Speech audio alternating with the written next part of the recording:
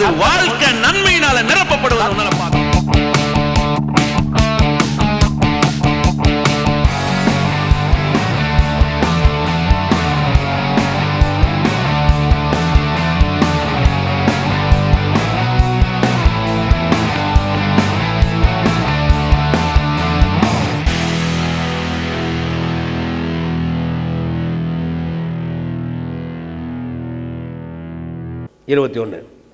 இப்படி இருக்க பாருங்க, மேலேயும் இப்படியே வருது, கீழே இப்படி வருது. இப்படி இருக்க நியாயப்பிரமாணம் இல்லாமல் தேவ நீதி வெளியாக்கப்பட்டிருக்கிறது.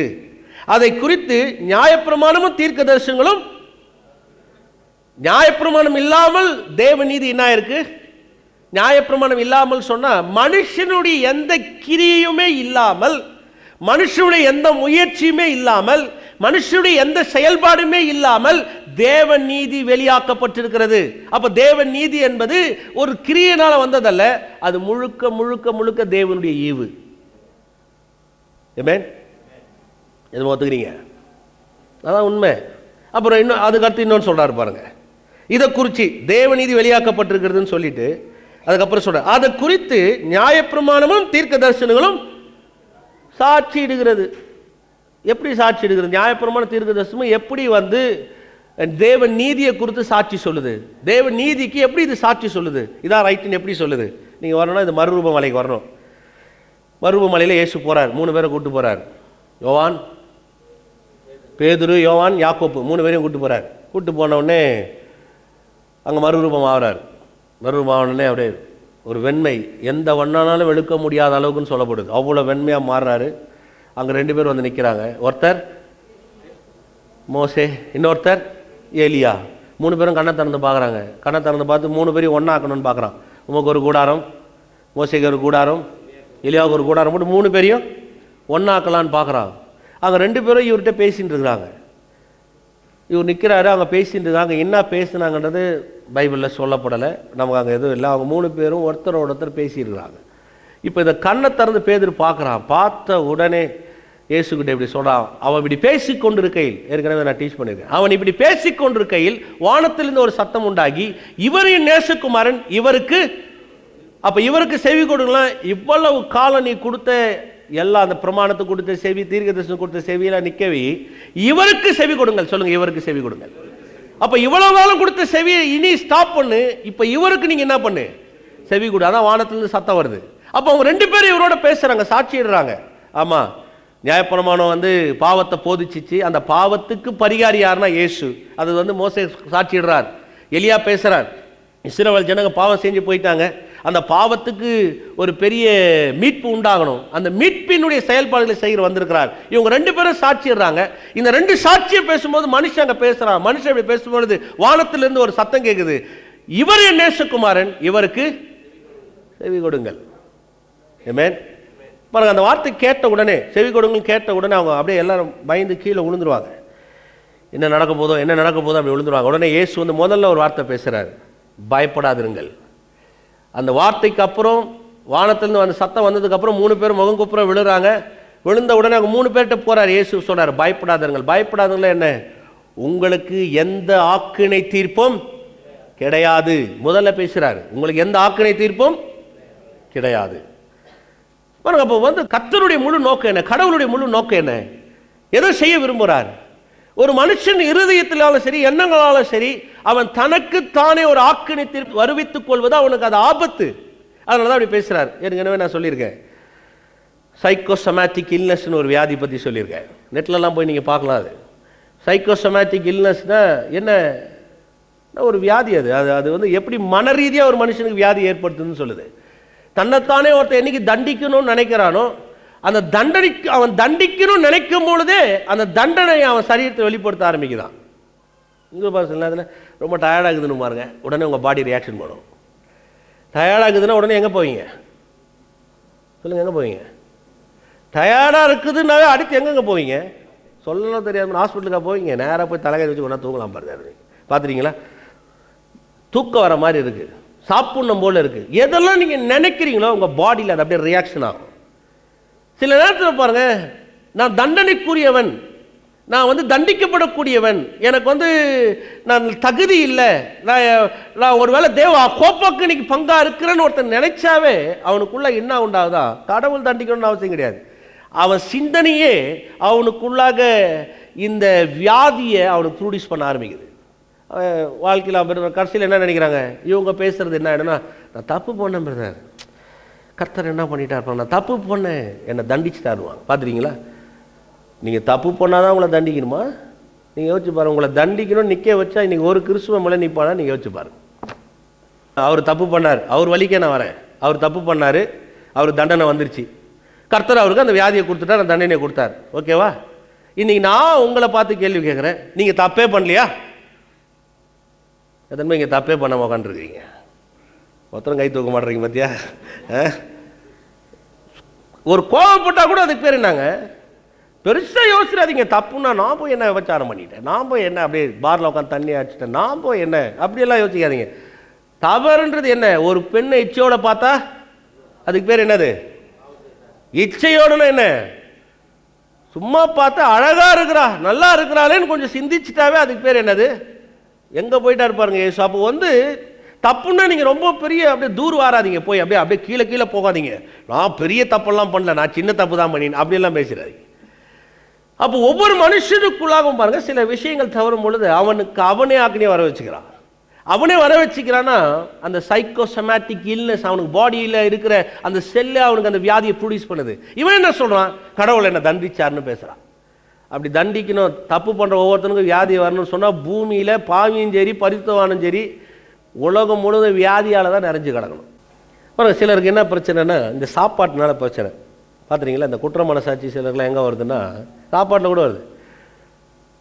சிலர் மாட்டுக்கறி சாப்பிடுவாங்க, சிலர் பன்னிக்கறி சாப்பிடுவாங்க, சிலர் நாய்க்கறி சாப்பிடுவாங்க. உடனே சிரிக்கிறீங்க பார்த்தியா? நாய்க்கறியெல்லாம் யாராவது சாப்பிட்றாங்களா? என் கூட வாங்க, பைபிள் காலேஜில் காமிக்கிறேன். நாகாலாந்தில் ராயல் ஃபுட்டே டாக் ஃபுட் தான், நாய்கறி தான். எத்தனை பேர் தெரியும்? நாங்கள்லாம் காலேஜில் கொழுக்கணும், நாய் சுற்றுச்சுன்னா அடிச்சிருச்சு ஓட்டிடுவேன். டே அவன் கண்ணில் பட்டுறாத. தூங்கும் போது ராத்திரி நாங்கள்லாம் தூங்கினோம்னா அதை பிடிச்சி அதை மசாலா போட்டு அதை உருவி என்னென்னவோ பண்ணிவிடுவானுங்க பாருங்க, டப்பாலெல்லாம் எடுத்துன்னு வருவானுங்க. இப்போ அவன் நாய்கறி சாப்பிட்றான், நீங்கள் சாப்பிடல. இப்போ என்ன யோசிக்கன்னு நினைக்கிறீங்க? நீங்கள் அவன்கிட்ட சொல்கிறீங்க நாய்க்கறி சாப்பிட்றது பாவம், உடனே அவனுக்கு என்ன வந்துடுது? மாட்டுக்கறி சாப்பிட்றீங்கன்னா யாருமே ஒன்றும் பெருசாக சிரிக்கல பாருங்கள். ஏன் அதுனாங்க பெரிய தப்பா? அது சாப்பிட்றதுக்கே எவ்வளோ இன்பமாக இருக்கணும், அது ஒன்றும் பெருசாக யோசிக்கல. சில மாட்டுக்கறி சாப்பிட்றத பார்த்தா ரொம்ப அருவருப்பாக நினைப்பாங்க. அதெல்லாம் இப்போ எப்படி சாப்பிட்றது? சாப்பாடெலாம் ஒன்றும் பிரச்சனையே கிடையாது. எந்த ஒரு மனுஷனுக்கும் எப்படி குற்ற மனசாட்சி வருதுன்றதை பேசுகிறார், அவரே பேசுகிறார் பாருங்க. வாங்க ரோமர் 14 வந்துருங்க, 14:21 சாப்பாட்டை பற்றியே பேசுகிறார் முழுக்க முழுக்க. மாமிசம் புசிக்கிறதும் மதுபானம் பண்ணுகிறதும், முதல் நிற்க வச்சுக்கிறேன். மதுபானம்னா சரக்கு அடிக்கிறதுன்னு நினச்சிக்காதீங்க. ஆங்கிலத்தில் ஒயின் வரும், WINE வரும். கனடாவில் நல்லா வருது, திராட்சை ரசம் குடி வருது, அப்படியே வருது. கனடா பைபிள் வச்சுருக்கிறீங்களா சிஸ்டர்? திராட்சை ரசம் தானே வருது பாருங்கள். 14:21 வாசிங்களேன். திராட்சை ரச குடிவார் அப்படி தான் வருது. பெருசாக ஒன்று மதுபானம்னா நமக்கு மைண்டெல்லாம் அது ஒன்று தான் வரும், வேறு எதுவும் வராது. பாருங்கள், அந்த காலத்தில் அது கல்ச்சர் ட்ரிங்க். இன்றைக்கி கூட ரெட் ஒயின் போனீங்கன்னா, சில ஊரில் போனீங்கன்னா அவங்க சாப்பாடோடு அதை வைப்பாங்க, குடும்பத்தோடு கூட சாப்பிடுவாங்க. அது ரெட் ஒயின் சாப்பிட்றது அது அவங்களுக்குள்ள ஒரு வழக்கம். அது அந்த காலத்திலே இருந்துருக்குது பாருங்கள். யூதர்கள் அப்படி செய்வாங்க, இந்த காலத்துலேயும் அது இருக்குது. சில ஹோட்டலுக்கெல்லாம் போனீங்கன்னா உங்களுக்கு ஃபஸ்ட்டு டேபிள் எடுத்துன்னு சர்வ் பண்ணும்போது ரெட் ஒயின் தான் வைப்பா. நீங்கள் சாப்பிட்லாம், இல்லை சாப்பிடாம போகலாம், நீங்கள் விட்டுடலாம், நீங்கள் அதை தொடாமல் இருக்கலாம், அது உங்களோட விருப்பத்தை சார்ந்தது. இங்கே அதை தான் சொல்கிறாரு. மாமிசம் புசிக்கிறதும் மதுபானம்னு விட்டுட்டு இப்படியே வாசி. திராட்சை ரசம் பானம் பண்ணுகிறதும் மற்ற எதையாகிலும் செய்கிறதும் உன் சகோதரனுக்கு இடறுவதற்கு ஏதுவாக தவறுவதற்காவது பலவீனப்படுவதற்காவது ஏதுவாக இருந்தால் அவைகளில் ஒன்றையும் செய்யாமல் இருப்பதே நலமா இருக்கும். ஒரு விஷயத்தை நீ செய்கிற, அவனுக்குள்ள ஒரு குற்ற மனசாட்சி வருதுன்னா, சே இவன் பாவம் செய்கிறானே, இவன் இப்படி பண்ணுறது நல்லதா, இப்படி செய்கிறானேன்னு அவனுக்குள்ள ஒரு நீங்கள் பண்ணுற காரியம் அவனுக்குள்ள ஒரு குற்ற மனசாட்சியோ இல்லை ஏதோ ஒன்று ஏற்படுத்துதுன்னு வைங்க, தப்பு செய்கிறானே அப்படின்னு அவனுக்குள்ளே ஏற்படுதுன்னா அப்படின்னு சொல்கிறாரு, அதை செய்யாமல் இருக்கிறதே நலம். அப்படி செய்யணும்னு அவசியமே இல்லை, நிற்க வச்சிரு. அதுக்கு அடுத்து சொல்கிறேன், உனக்கு விசுவாசமாக இருந்தால் அது தேவனுக்கு முன்பாக உன் மட்டும் உனக்கு ஒரு விசுவாசம் இருக்கு, இது எனக்கு பாவம் இல்லைங்க நான் செய்கிறேன், இது ஒன்றும் எனக்கு தெரியலங்க அப்படின்னா அது உனக்கு விசுவாசமா அது உன் மட்டும் இருக்கட்டும். அதை போய் இன்னொருத்தனுக்கு இடலா இன்னொருத்தனுடைய மனசு குற்ற மனசாட்சி ஆக்கக்கூடிய அளவுக்கு நீ என்ன பண்ணிடாத, செஞ்சிடாத. அதுக்கப்புறம் சொல்றாரு, உனக்கு மட்டும் இருக்கட்டும், நல்லதென்று நிச்சயித்த காரியத்தில் தன்னை குற்றவாளி ஆக்காதவன் அப்படின்னு நான் சொல்றாரு. நல்லதென்று நிச்சயித்த காரியத்தில் தன்னை குற்றவாளி ஆக்காதவன். பாருங்க, ஒருவன் தனக்குத்தானே குற்றத்தை ஏற்படுத்தி கொள்ளவில்லை என்றால் அவன் ஆசீர்வதிக்கப்பட்டவன். தன்னைத்தானே குற்றவாளி ஆக்காதவன் அவன் எப்படிப்பட்டவனா? பாக்கியவான். பாக்கியவான் என்ன? அவன் தனக்குள்ளாக எந்த குற்றத்தையும் குற்ற மனசாட்சி ஏற்படுத்தி கொள்ளாதவனா இருந்தா அவன் தான் பாக்கியவான். அப்ப தனக்குத்தானே ஒரு குற்ற மனசாட்சி ஏற்படுத்தி கொள்ளுகிறவனுக்கு என்ன வருது? அவரே சொல்றாரு. அதுக்கு அடுத்த வசனம் வாசிச்சு பாருங்க, 23. ஒருவன் சமூசப்படுகிறவனாய், சமூசையப்படுகிறவனாய் சொன்னா எத்தனை பேர் சமூசையப்படுகிறவனா என்னன்னு தெரியும்? தமிழ் தெரிஞ்சவங்க கை தூங்க. சமோசா வைக்கிறவன் நினச்சிட்டிங்களா? சமூசை என்ன பதில்? டவுட். எஸ், கரெக்டாக சொன்னார் பாருங்க. ஒருத்தருக்காக தமிழ் தெரியுது. சமூசையப்படுகிறான்னு சொன்னா சந்தேகம். இப்படியா வாசிக்கிறேன். ஒருவன் சந்தேகப்படுகிறவனாய் புசித்தால் அவன் விசுவாசம் இல்லாமல் புசிக்கிறபடினால் ஆக்கணைக்குள்ளாக தீர்க்கப்படுகிறான். அவனுக்கு எப்படி ஆக்கணை தீர்ப்பு வருது? என்ன டவுட்டு? நான் இதை சாப்பிட்டுட்டேனே, எனக்கு இது வந்துருமா? ஒரு வேளை இப்படி ஆயிடுவோனா? ஒரு வேளை இப்படி வந்துருமா? ஐயோ நான் இந்த மாதிரி ஆயிட்டேனே. பார்த்துருக்கீங்களா நீங்க? தனக்குத்தானே ஆக்கணை தீர்ப்பு அறிவித்துக் கொள்கிறான். தனக்குத்தானே. அவனுக்கு தேவன் ஒரு பெரிய தண்டனையை தரணும்னு கிடையாது. அவனுக்கு அவனே ஒரு வியாதி என்ன பண்ணிக்கிறான்? எதுவுமே நான் சொன்னது இதுவரையும் கரெக்டாக விளங்குது? விளங்குற மட்டும் ஒரு அல்லேலூயா சொல்லுங்க. ரொம்ப முக்கியங்க, ரொம்ப கவனிக்கணும். இதெல்லாம் திரும்ப திரும்ப வாங்கி கேட்டு பாருங்க. ரொம்ப இன்ட்ரெஸ்டாக இருக்கும் இந்த செய்தி. சும்மா ஏதோ கதை பேசிட்டதுக்காக வரல நான் உங்களுக்கு. இது ரொம்ப உங்களை வாழ வைக்கக்கூடிய ஒரு சத்தியம். உங்களை ஒரு நாளும் குற்றத்தை உள்ளே கொண்டு போயிடாதீங்க. உங்களுக்குள்ள பிசாசு கொண்டு வர எந்த ஆக்கணை தீர்ப்பு அனுமதிக்காதீங்க. நீங்கள் உங்கள் கிரியினால் நீதிமான் ஆகல, தேவனுடைய ஈவு என்ற நீதி பெற்றுக்கொண்டபடினால் நீங்கள் என்னவாயிருக்கீங்க. அப்போ எந்த வகையிலும் உங்களுக்குள்ள எந்த குற்ற மனசாட்சி என்ன பண்ணாதீங்க. எந்த செல்ஃப் காண்டம்னேஷனையும் உள்ள நீங்கள் அலோ பண்ணவே கூடாது. ஏன்னா உங்கள் சுய ஆக்கணை தீர்ப்பு ஒரு ஆபத்தான ஒரு காரியம். இன்னைக்கு நிறைய பேர் மற்ற கிறிஸ்துவ வாழ்க்கையில் இழந்து போகிறதுக்கு, தீர்காயுசை விட்டு போகிறதுக்கு, நன்மை இழந்து போகிறதுக்கு என்ன காரணம்னா தங்களுக்கு தாங்களே குற்றவாளி, ஆக்கணை தீர்ப்புக்கு உட்பட்டவன் நினைக்கிறதுனால தான் தீர்காயுசை இழந்து போகிறான், சுகவீனப்பட்டு போகிறான், தண்டனைக்கு உட்டாயிடுறான், மேலே வராமல் வாழ்கிறான். 14 அதிலே 14:1-2 வா. விசுவாசத்தில் பலவீனம் உள்ளவனை சேர்த்து கொள்ளுங்கள், ஆனாலும் அவனுடைய மன ஐயங்களை குற்றமாய் நினைக்காமல் இருங்கள். பாருங்க சொல்றாரு, விசுவாசத்தில் ஒருத்தன் பலவீனமாக இருக்கிறான்னா ஏற்றுக்க, ஒன்றும் பிரச்சனை கிடையாது. ஆனால் அவனுடைய மன ஐயம், மனசில் இருக்கிற அந்த பயத்தை குற்றமாக என்ன பண்ணாத. ஒருவன் எந்த பதார்த்தையும் புசிக்கலாம் என்று நம்புகிறான். ஒருத்தங்கிறானா எல்லாத்தையும் சாப்பிட்லாங்க, அவன்லாம் என் கேட்டகரின்னு நினைக்கிறேன். என்ன சிரிக்கிறீங்க? என் கூட பேங்காக் வாங்க, உங்களுக்கு காட்டுறேன். ஒரு முறை பேங்காக் போகும்போது ரோட்டில் ஓரமாக ஒரு வண்டியில் அப்படியே வறுத்து எதை விற்றுன்னு இருந்தாங்க. சரி, எங்கள் ஊரில் இந்த கடலெல்லாம் விற்பாங்க தெரியுங்களா, நம்ம ஊரில் கடலை, மக்காச்சோளம், அது மாதிரி டைம் பாஸ்க்கு எதாவது விற்கிறான்னு பார்த்தா அங்கெல்லாம் கரப்பாம்பூச்சி விற்றுட்டுருக்குறான். பூச்சி அதெல்லாம் நீங்கள் பார்த்துருக்கவே முடியாது. எத்தனை பேர் தெரியும்? ஆச்சரியமாக ஆயிடுச்சு, எப்படி இதை சாப்பிட்றான்? வாங்கி அப்படியே வாயில் போட்டு மென்று ரசிச்சு.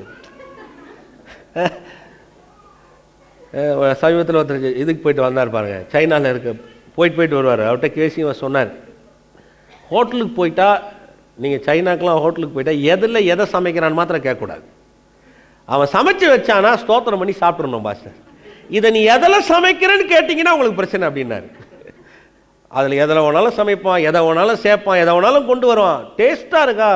ஆண்டவரே உமக்கு ஸ்தோத்திரம். இங்கே சொல்கிறாரு பாருங்க, ஒருவன் எந்த பதார்த்தையும் புசிக்கலாம் என்று நம்புகிறான். நான் நம்புகிறேங்க.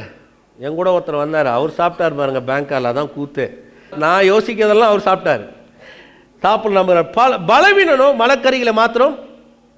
அப்போ மலக்கறி சாப்பிட்றலாம் பலவீனமானவனா சொல்லுங்கள்? வீக்காகிற ஆளுங்க மரக்கறி சாப்பிட்றாரு, கறி சாப்பிட்றலாம் ஸ்ட்ரென்த்தானாலா? இது என்ன பிரச்சனை?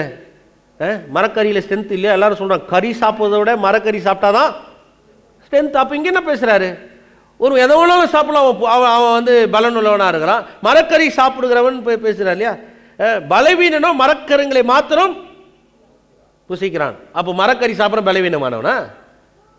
கிடையாதுங்க. இங்க எதை பேசுறாரு? மரக்கறி சாப்பிட்றோம் பலவீனமான்னு சொல்ல, அவன் விசுவாசத்துல பலவீனமா இருக்கிறான். ஒருத்த விசுவாசத்துல பலமா இருக்கிறவன் அவன் எதையும் சில நம்புறான். விசுவாசத்துல பலவீனமா இருக்கிறவன் அவன் இது மட்டும் தாங்க, இது மட்டும் தாங்க, இதாங்க ரைட், இப்படி தாங்க போயிட்டு இருக்கிறான். அப்ப விசுவாசத்துல பலவீனமா இருக்கிறதுக்கும் விசுவாசத்துல பலமா இருக்கிறதுக்கு வித்தியாசம் இருக்கு. எத்தனை பேர் விசுவாசிக்கிறீங்க? அப்ப விசுவாசத்துல பலமா இருக்கிறவன் எப்படி விசுவாசிக்கிறான்னா, தனக்குள்ள ஆக்கினை தீர்ப்பு கொண்டு வர முடியாது, ஏன்னா என்னுடைய பாவத்துக்காக இயேசு கிறிஸ்து 2000 ஆண்டுக்கு மரிச்சான்றதை விசுவாசிக்கிறேன். எந்த மாதிரி விளங்குது பாருங்க. அந்த காலத்தில் இன்னைக்கு சாப்பிடும் போது சொல்றாங்க இல்லைங்களா, இன்னைக்கு பாருங்க எல்லாத்துலேயும் உரம் போடுறான். உரம் போடுறதுனால நமக்கு நோய் வந்தது. நோய் ஏன் வருதுன்னா, உரம் உள்ள சாப்பாடை சாப்பிட்றோம். நீங்கள் எதில் சாப்பிட்டீங்கனாலும் இன்றைக்கி யூரியா போடுறான். அரிசி, காய்கறி, கிழங்கு வகைகள் எதில் வேணாலும் யூரியா இல்லாமல் எதுவுமே இன்றைக்கி என்ன பண்ணுறது கிடையாது, வளர்றது கிடையாது. அதனால் இன்றைக்கி என்ன சொல்கிறாங்கன்னா, யூரியா போட்டு சாப்பிட்றது எல்லாமே நோயை கொடுக்குதுங்க. அதனால தான் அப்படி ஆகிட்டாங்க. நீங்கள் அப்படியே கொஞ்சம் அப்படியே பின்னாடி வாங்க, இயேசு கிறிஸ்து காலத்துக்கு வாங்க. இயேசு கிறிஸ்து காலத்தில் எந்த யூரியா போட்டு வளர வச்சாங்க? எல்லாம் பசுமை தான், இயற்கை தான், எல்லாம் அப்படி தான் சாப்பிட்டான். வேதம் சொல்லுகிறது, வியாதியஸ்தர்களை அவர் சுகமாக்கினார். வியாதி வந்துச்சா வரலையா? சொல்லுங்க, வந்துச்சா வரலையா? அப்போ யூரியா போட்டு சாப்பிட்டதுனால வியாதி வருது, யூரியா போலன்னா வியாதி வரலன்னு சொல்லுதா? சிருஷ்டிக்கப்பட்ட காரியத்திலிருந்து உங்களுக்கு சுகம் கிடையாது. இந்த பூமியில சிருஷ்டிக்கப்பட்ட எதை சாப்பிட்றோம், எதை அங்க சுகம் கிடையாது. எதை குடிக்கிற எது அதுல சுகம் கிடையாது. எங்க சுகம் இருக்குன்னா மீட்பினால மாத்திரம் தான் சுகம் இருக்கு. எதை ஒத்துக்கொள்றீங்க? அப்போ சிருஷ்டிக்கப்படுகிற காரியத்தினால எனக்கு எந்த சுகமும் கிடையாது. எனக்கு மீட்பினால மாத்திரம் தான் பரிபூர்ணமான சுகம் உண்டாகுது. எத்தனை பேர் விசுவாசிக்கிறீங்க? நான் நல்லா எக்ஸசைஸ் பண்ண ஆரோக்கியமா இருப்பேன், நல்லா எக்ஸசைஸ் பண்ண டப்புன்னு சேர்த்து போயிடுவான். பார்த்துறீங்களா? நல்லா எக்ஸசைஸ் பண்ணால் கூட நோய் வந்துடுது, சக்கரை நோய் வந்துடுது, இல்லை ஏதாவது பிபி வந்துடுது, ஏதாவது ஒன்று வந்துடுது, அல்சர் வந்துடுது, ஃபைல்ஸ் வந்துடுது, எங்கேயாவது ஒன்றுத்துல போய் மாட்டிக்கிறோம். நல்லா எக்ஸசைஸ் பண்ணுவார், ஏன்னா ஏதோ ஒரு பிரச்சனை, நரம்பு தலைச்சி வரும், எதுலையாவது ஒன்று இருக்கும். அப்போ பாருங்க, இந்த பூமியில சிருஷ்டிக்கப்பட்ட உணவுகளால எனக்கு ஆரோக்கியம் கிடையாது, எனக்கு சுகம் கிடையாது. அதெல்லாம் நான் சாப்பிட்றேன், நல்லதா சாப்பிட்றேன், நல்லதா தேர்ந்தெடுக்கிறேன், நல்லதா கிடைக்குது. ஆனால் பரிபூர்ணமான சுகம் எங்க இருக்குன்னா, எனக்கு சிருஷ்டிப்புல கிடையாது, மீட்புல மாத்திரம் தான் இருக்கு. அதை நான் சொன்னதை ஒத்துக்கிறீங்க? ஆமேன். மேன் ரோமர் 14ஆம் அதிகாரத்தில் 22ஆவது வசனம், உனக்கு விசுவாசமா இருந்தால் அது தேவனுக்கு முன்பாக உன்மட்டம் இருக்கட்டும், நல்லதென்று நிச்சயத்திருக்கிற காரியத்தில் தன்னை குற்றவாளி ஆக்காதவன். அந்த குற்றவாளி ஆக்காதவன் வருது இல்லையா, அந்த குற்றவாளி ஆக்காதவன்ற கிரேக்க வார்த்தை கிர்னாஸ் அப்படின்னு பயன்படுத்துறாங்க. கிர்னாஸ் அந்த வார்த்தைக்கு அதான் பயன்படுத்துறாங்க. 23 வருது பாருங்க, ஒருவன் சமுத்திரப்படுகிறவனாய் புசித்தால் அவன் விசுவாசம் இல்லாமல் புசிக்கிறபடினால் ஆக்கணைக்குள்ளாக தீர்க்கப்படுகிறான். அந்த ஆக்கணைக்குள்ளாக வருது இல்லையா, அந்த வார்த்தைக்கு அந்த கிர்னாஸ் என்ற வார்த்தையை தான் பயன்படுத்துறாங்க. கிர்னாஸ் அப்படின்னு சொன்னா, ஒரு மனுஷன் குற்றத்தை தனக்குள்ளாக ஏற்படுத்தி கொள்ளுகிறவன், அதை நம்புகிறவன் அர்த்தம். கிர்னாஸ் தன்னை குற்றவாளியா நினைக்கிறவன், தன்னை ஆக்கினைக்கு உட்படுத்தி இருக்கிறவன், நான் தண்டிக்கப்பட வேண்டும், நான் லாய்க்கு இல்லைன்னு நினைக்கிறேன். அதுக்கு தான் அந்த கிர்னாஸ் என்ற வார்த்தையை பயன்படுத்துறாங்க. இந்த வார்த்தையில் சமுசியப்படுகிறவனாய் அப்படின்னு வருது இல்லையா, சமுசியப்படுகிறவனா சந்தேகம், காணாலையும் அந்த சமுசியப்படுகிறவனாய் தான் வரும். ரெண்டுத்துக்கும் ஒரே சமுசியப்படுகிறவனான்னு சொல்ற அந்த வார்த்தை எதுனா டவுட், சந்தேகம் வருது. இந்த வார்த்தைக்கு என்ன சொல்றாங்கன்னா டயாகிர்னாஸ் அப்படின்றான். டயாகிர்னாஸ்னா சேனல், வழி. ஒரு காரியத்தை திறந்து கொடுக்கும்போது ஒரு வழி, ஒரு சேனல் சொல்றீங்களா, அந்த டயாகிர்னாஸ். இங்க என்ன சொல்றாரு, ஒரு மனுஷன் தான் குற்றவாளி, ஆக்கினைக்குடையவன் நம்புறாதுங்களா, இதுக்கு ஒரு வழியை ஏற்படுத்துறானா, இந்த கிர்னாஸை டயாகிர்னாஸ் வழியில கொண்டு வரானா. கிர்னாஸ் குற்றம், ஆக்கினை தீர்ப்பு. டயாகிர்னாஸ்னா சந்தேகம். இந்த டயாகிர்னாஸ் என்ற சேனல் வழியாக, ஒரு சந்தேகத்தின் வாயிலாக சந்தேகன்ற ஒரு சேனலை போடுறதுனால நான் தண்டிக்கப்படுறவன், நான் லாய்க்கு இல்லாதவன், என்ன கடவுள் மன்னிப்பாரா, ஒருவேளை எனக்கு நன்மை நடக்குமா, ஒருவேளை எனக்கு இப்படி ஆகுமான்னு இப்படி சந்தேகம் வருது பாருங்க. இந்த டயாகிர்னாஸ் என்ன பண்ணுது, அவனுக்குள்ளாக குற்றத்தை ஆக திருப்பி ஏற்படுத்துதான். ஆமென். மார்க் எழுதின சுவிசேஷம் 11ஆம் அதிகாரம் 23ஆவது வசனம் வாங்க. எவனாலும் இந்த மலையை பார்த்து நீ பெயர்ந்து சமுத்திரத்தில் தள்ளு கொண்டு போன்று சொல்லி தான் சொன்னபடியே நடக்கும் என்று தன் இருதயத்தில் சந்தேகப்படாமல் விசுவாசித்தால் அவன் சொன்னபடி ஆகும் என்று மெய்யாக உங்களுக்கு சொல்லுகிறேன். இங்கே சொல்றாங்களே, எவனை இந்த மலையை பார்த்து பெயர்ந்து சமுத்திரத்தை தள்ளு கொண்டு போன்று சொல்லி தான் சொன்னபடியே நடக்கும் என்று தன் இருதயத்தில் சந்தேகப்படாமல், அந்த சேம் வேர்ட் டயாகிர்னாஸ் என்ற வார்த்தையை தான் இங்கே கொண்டு வந்து போடுறான். டயாகிர்னாஸ் உள்ள வரும்போது என்ன ஆகுது, ஒருவன் தன் இருதயத்தில் சந்தேகப்படாமல் அந்த மலையை பார்த்து பெயர்ந்து தள்ளுண்டு போய் என்று சொல்லி தான் சொன்னபடி நடக்கும் என்று விசுவாசித்தால் அவர் சொன்னபடி ஆகும் என்று உங்களுக்கு சொல்லுகிறேன். அப்ப பாருங்க, இருதயத்தில் சந்தேகப்படாமல். அப்ப இருதயத்தில் சந்தேகம் வந்துருச்சுன்னா எந்த மலைகளையும் பெருக்க முடியாது. சந்தேகம் டயாக்னாஸ், சேனல், வழி, வாய்க்கால், ஏதாவது ஒன்று சொல்லாதுக்கு. அப்ப பாருங்க, ஒரு மனுஷன் இருதயத்துக்குள்ளாக ஒரு சந்தேகம் வந்துருச்சுன்னா, எனக்கு கடவுள் மன்னிப்பாரா, நான் மன்னிப்பு கூறியவனா, எனக்கு மன்னிப்பு கிடைக்குமா, நான் அதுக்கு லாய்க்கா, நான் தகுதியா அப்படின்னு வந்துட்டாவே எந்த மலைகளையும் உங்களால் பெயர்க்க முடியாது. சுகம் கிடைக்காது, நன்மை கிடைக்காது, ஆரோக்கியம் கிடைக்காது, நல்வாழ்வு கிடைக்காது, உயர்ந்த முடியாது, செழிப்பு கிடைக்காது, சந்தோஷம் கிடைக்காது, சமாதானம் கிடைக்காது, எதுவுமே கிடைக்காது. ஆமென். அதுதான் இயேசு சொல்றார். இந்த சம்பவத்துக்கு முன்னாடி இயேசு எங்க வந்து செய்யறாருங்களா, அதே 11ஆம் அதிகாரத்தை வாசிங்கன்னா 11:13 இயேசு ஒரு அத்தி மரத்துக்கிட்ட போறார்.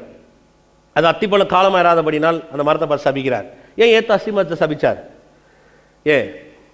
அத்தி மரம்ன்றது என்னன்னா, இயேசுக்கு ஏன் அவ்வளோ கோவம், ஏன் அவ்வளோ சபிச்சார்? அத்தி மரம்னா என்ன? ஏன்னா முதல்ல மனுஷன் பாவம் பண்ண உடனே அத்தி இலைகளை தைத்து தன் மானத்தை என்ன பண்ணான்? மறைச்சான். மறைச்சிட்டு பின்னாடி போய் ஒளிஞ்சிக்கினான். அவர் வந்து கேட்குறாரு, ஆதாம் எங்கே இருக்கிறாய்? நான் நிர்வாணியாக இருப்பதனால் ஒளிந்து கொண்டேன். நிர்வாணியாக இருக்கனா நான் அத்தியில கட்டியிருக்கிறானா? அப்பயே நிர்வாணின்னு சொல்கிறான். அங்கே அத்தியில கட்டியிருக்கிறானுங்க. ஏன் அத்தி இலை அவனுக்கு அத்தி இலையா தெரியலையா? அத்தி இலை அவன் மானத்தை முடிச்சுன்னு தெரியாதா? ஏன் அத்தி இலையினால கடவுளுக்கு முன்னாடி வந்து நிற்க முடியாதா? அத்தி இலைன்னு சுயநீதி. ஒரு மனுஷன் என்னைக்கு தான் சுயநீதி, சுயக்கிரியை, தன்னுடைய சுய முயற்சினால வருகிறானோ அவன் என்ன வேணா செய்யலாம், ஆனால் கடவுள் முன்னாடி வந்து நிற்க முடியாது. அவன் அத்தியில கடத்தி தான் மானத்தை மூடி மறைச்சு வச்சிருந்தான். அத்தியிலையை வச்சு அவன் யாவாளுக்கு ஒரு ட்ரெஸ், நல்ல அருமையான ஒரு ட்ரெஸ்ஸை தைச்சு கொடுத்தான். 2 பேரும் வந்து நிற்கலாம், ஆண்டவரே நாங்கள் புதிய உடையை உடைத்திருக்கிறோம் பாருங்க. நின்று இருக்கலாமா இல்லையா? நல்ல ட்ரெஸ் உடுத்திருக்கான். அவன் சொல்றான், இல்லை நான் நிர்வாணியா இருப்பதனால். அப்ப பாருங்க, என்னைக்கு ஒரு மனுஷன் தான் சுயக்கிரியினால, தான் சுய முயற்சினால அவன் தன்னை காத்துக் கொள்ளுகிறானோ, மூடிக்கொள்ளுகிறானோ, அவன் தேவனுக்கு முன்பாக வந்து நிற்கவே முடியாது. அதனாலதான் இயேசு சபிச்சார். எதுக்கு சபிச்சாரு? சுய வாழ்வு இருக்கக்கூடாது. அதனால தான் உங்களுக்கு சொல்ல பாருங்க, சுய நீதியை ஒவ்வொரு முறை சபிக்கும் போது தான் உங்கள் வாழ்க்கையில் வெற்றி உண்டாகும், நன்மை உண்டாகும், மேன்மை உண்டாகும், வெற்றி உண்டாகும். சில சொல்கிறாங்க இல்லைங்களா, நாங்கள் நியாயப்பிரமாணத்தை சரியாக செய்கிறோம். சொல்லலாம் ஓய்வு நாள் அப்படியே பர்ஃபெக்டாக கடைப்பிடிப்பாங்க. ஓய்வு நாளை கடைப்பிடிக்கிறவங்க 10 கட்டளையும் கடைப்பிடிச்சாகணும். ஒரு நியாயப்பிரமாணத்தில் ஒன்று செஞ்சு ஒன்று விடுறதில்லை. ஒன்று செய்யறேன்னு சொன்னால் எல்லாத்தையும் நீங்கள் என்ன பண்ணி ஆகணும்? செஞ்சுதான் ஆகணும். சரிங்களா? உதாரணத்துக்கு கேட்குறேன், உன் கண் உனக்கு இடரல் உண்டாக்கினால் உன் கண்ணை பிடிங்கி போடு சொன்னார்ல ஏசாமி. உங்கள் கண்ணு உங்களுக்கு ரொம்ப பிரச்சனையாகுது, சே நான் பிரமாணத்தை கடைப்பிடிக்கிறேன், ஒரு கண்ணை பிடிங்கி போட்டுறீங்க, ஒத்த கண்ணோட சர்ச்சைக்கு வரீங்க. என்ன பிரதர் என்னாச்சு உங்களுக்கு? இந்த கண்ணு ஒரே இடரல் பிரதர், பிடிங்கிட்டேன். அடுத்த வாரம் வீட்டுக்கு போகிறீங்க, இன்னொரு கண்ணு பிரச்சனை, அதையும் பிடிங்கி போட்டுறீங்க. நீங்கள் விசுவாச நியாயப்பிரமாணத்தை 100% செய்யக்கூடிய ஒரு நபர், 2 கண்ணும் போயிடுச்சு. இப்போ என்ன பண்ணுறீங்க? சர்ச்சைக்கு எப்படி வரீங்க? 2 கண்ணும் கிடையாது. என்ன பிரதர் போன வாரம் நல்லா கண்ணோட வந்தீங்க, நாங்களாம் நியாயப்பிரமாணத்தை சரியாக செய்யக்கூடாது, கண் இல்லைனாலும் இடரல் உண்டாக்கணும்னாலும் பரவாயில்ல, நாங்கள் பிரித்து போடுறோம். ஓகே, இப்போ மைண்டுன்னு ஒன்று வேலை செய்யுது, செய்தா செய்யலையா? வேலை செய்யுது. இப்போ கையை குறித்து ஒரு இடரல் உண்டாகுது, உடனே ரோசக்கார புள்ள நீங்கள் கத்தி எடுத்து ஒரு கையை வெட்டிக்கிறீங்க. இப்போ ஒரு கையோட ஒரு கை போயிடுச்சு, இப்போ ஒரு கையோட 2 காலோட சர்ச்சைக்கு வரீங்க, கண்ணும் போயிடுச்சு. இப்போ இந்த கை இடரல் உண்டாக்குது, நான் பிரமாணத்தை மீறக்கூடாது, உடனே ஒருத்தனை வாடிக்கையாவது வச்சு இந்த கையை வெட்டுறான்றீங்க. இப்போ 2 கையும் போயிடுச்சு, 2 கண்ணும் போயிடுச்சு. இப்போ என்ன இருக்குதுங்க? இப்படி தான் வரணும் கோயிலுக்கு. இப்போ கோயிலுக்கு வரீங்க, கால் ஏதோ ஒரு இடர்ல உண்டாகுது, தவறான யாரையோ எங்கேயோ போயிடுச்சு, ஏதோ ஒன்று பண்ணிடுச்சு, ஏதோ ஒன்று நடந்து போச்சு, நீங்கள் பிரமாணத்தை கடைப்பிடிக்கிறாள், இப்போ காலையும் வெட்டிடுறீங்க. இப்போ ஒரே ஒரு கால், யோசிச்சு பாருங்க எப்படி வருவீங்க? நடக்கவும் முடியாது, ஓணவும் முடியாது. இப்போ நீங்கள் தான் பிரமாணத்தை நிறைவேற்றாளாச்சே. நாங்கள் பிரமாணத்தை கடைப்பிடிக்கிற ஒரு சபை, நான் விசுவாசிக்கிறேன், நல்ல சபை. கடைசியில் இந்த காலம் ஒரு இடர்வு உண்டாக்குது, என்ன பண்ணுறீங்க? அந்த காலம் வெட்டிடுறீங்க. இப்போ டோட்டல் உங்கள் உடம்பு சைஸ் எவ்வளோ? கண்ணு போயிடுச்சு, 2 கை போயிடுச்சு, 2 கால் போயிடுச்சு. இப்போ தலையிலிருந்து இவ்வளோ தான் உங்களுடைய உடம்பே. சரியா? எந்த மாதிரி ஒத்துக்கிறீங்க? பிரமாணத்தை கடைப்பிடிக்கிறேன்னு சொன்னால் நான் உங்களுக்கு சொல்கிறேன், இன்னைக்கு அதிக அளவில் ஊனமுற்றோர் உதவி வாங்குறது கிறிஸ்தவனாக தான் இருப்பான்.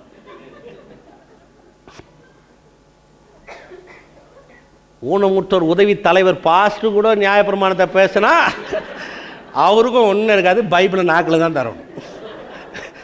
கண்ணும் இருக்காது, கையும் இருக்காது, காலும் இருக்காது, எதுவுமே இருக்காது.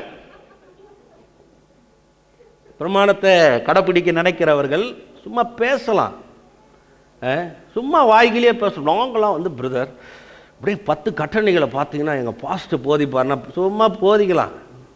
யாரும் செய்யவே ஒரு ஆள் சேலஞ்ச் பண்ணுறேன், உலகத்துக்கும் சேலஞ்ச் பண்ணுறேன், கிறிஸ்தவங்களுக்கு சேலஞ்ச் பண்ணுறேன், சபைக்கு சேலஞ்ச் பண்ணுறேன். நியாயப்பிரமாணத்தை 100% நான் போதிப்பேன், அதில் வாழ்வேன், என் சபை அப்படி நடத்துவேன்னு சொல்கிறேன். யாரும் அதை செய்ய முடியாது. நான் சொல்லலை. யார் சொன்னது? இதை பைபிள் சொல்லுது. பவுல் வேதத்தில் பரிசுத்தானவர் எழுதுகிறார். இப்போ திரும்பவும் ரோமர் ஒரே ஒரு வசனம், ரோமர் 3ஆம் அதிகாரம். வீட்டில் போய் உட்காந்து இதெல்லாம் வாசிக்கணும். கரெக்டாக சொல்கிறாரா? பேச்சுக்கிலேயே பேசக்கூடாது, வாய்க்கிலேயே பாருங்கள். கடவுள்னா என்னன்றதை முதல்ல தெரிஞ்சுக்கணும். அவர் என்ன சொல்ல வரான்னு புரிஞ்சுக்கணும். வேதனை என்னன்றதை அறிந்து கொள்ளணும். 3ஆம் அதிகாரம் 20, 21. இப்படி இருக்க பாவத்தை அறிகிற அறிவு நியாயப்பிரமாணத்தினால் வருகிறபடினால் எந்த மனுஷனும் நியாயப்பிரமாணத்தின் கிரியினாலே தேவனுக்கு முன்பாக நீதிமானாக்கப்படுகிறதில்லை. 21. இப்படி இருக்க நியாயப்பிரமாணம் இல்லாமல் தேவ நீதி, நியாயப்பிரமாணம் இல்லாமல் சொல்லுங்க, நியாயப்பிரமாணம் இல்லாமல் தேவ நீதி வெளியாக்கப்பட்டிருக்கிறது. அதை குறித்து நியாயப்பிரமாணத்திற்கு சாட்சியிடுகிறது. எந்த மனித முயற்சியினாலேயோ எந்த மனித காரியத்தினாலேயோ தேவ நீதி வரல. வேதம் சொல்லுகிறது, பாவமையா இருந்த நம்மை அவர் நீதிமானாய் மாற்றினார். நீதி அறியாதவர் நமக்காக பாவம் ஆக்கப்பட்டார். 2 கொரிந்தியர் 5ஆம் அதிகாரம் 21ஆவது வசனம் அப்படியே சொல்லுது பாருங்க. நியாயப்பிரமாணத்தினால் வரப்போகிற ஒரு நன்மையை உங்களால் பெற்றுக்கொள்ள, நன்மையான எந்த பொருளையும் பெற்றுக்கொள்ள முடியாது. அப்போ எப்படி போய் யோசிக்கிறீங்க? அப்போ எப்படி நான் வாழ்றது? பாவம் செய்யலாமா? பாவம் செய்யலாம் இவ்வளோ சொல்கிறீங்களே பிரதர். அப்போ எனக்கு உள்ள குற்ற மனசாட்சிக்கு வேணான்னு சொல்கிறீங்க, எனக்கு எந்த ஆக்னியும் வராதுன்னு சொல்லி அப்போ நான் பாவம் செய்யலாமா? என்னைக்கு கிறிஸ்துவ ஆழமாக ஒரு மனுஷன் அறிகிறானோ அவன் பாவம் செய்ய மாட்டான். என்னைக்கு ஒரு மனுஷனுக்குள்ளாக ஆழமாக கிறிஸ்துவ குறித்து ஒரு வெளிச்சம் எண்ணங்கள் உதயமாகுதோ அவன் நிச்சயமாக உங்களுக்கு சொல்கிறேன் பாருங்க, பாவத்துக்கு தூரமாக நிற்பான், கிறிஸ்துவுக்கு நெருங்கி வாழ ஆரம்பிப்பான். ஆமென். ஹல்லேலூயா. கரங்களை உயர்த்தி வாய்களை திறந்து தேவனை ஸ்தோத்திரிப்போமா. ஓ மக்கு நன்றி கர்த்தாவே, ஓ மக்கு நன்றி.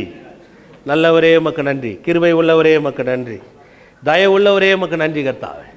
ஏசு கிறிஸ்து நாமத்தினாலே கர்த்தாவே மக்கு நன்றி செலுத்துகிறோம். எல்லாரும் நன்றி சொல்லுங்க. கர்த்தர் உங்களுக்கு கொடுத்த தேவ நீதிக்காக நன்றி சொல்லுங்க. வாயத்திலிருந்து அவரை ஸ்தோத்திரிங்க.